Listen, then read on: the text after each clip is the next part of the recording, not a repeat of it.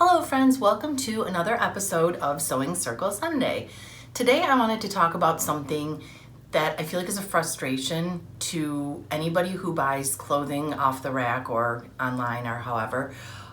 It's that typically the garment never really fits perfectly because all of our bodies are so different. Like for example, I'm 5'3", but I have a very long torso and very short legs.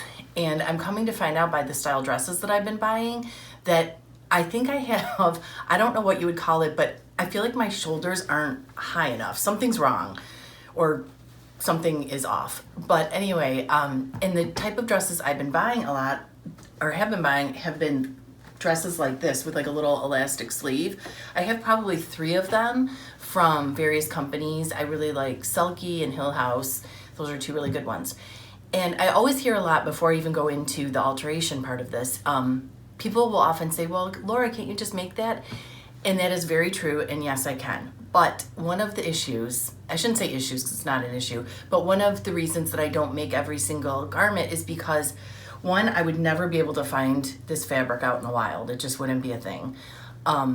So if I see fabric, a lot of times for me, it's the fabric that gets me, and then the style comes after.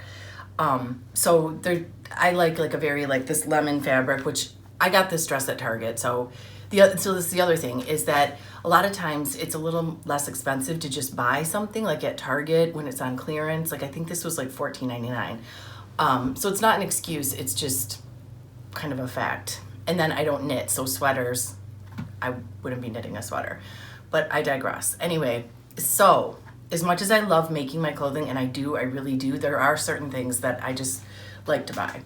So what the issue I have with this dress, and I haven't worn it yet, is this area ends up being so low cut on me, it's kind of obnoxious for me. I'm not comfortable with it. So it's been sitting in my closet, and this week I'm like, I really just need to wear this dress.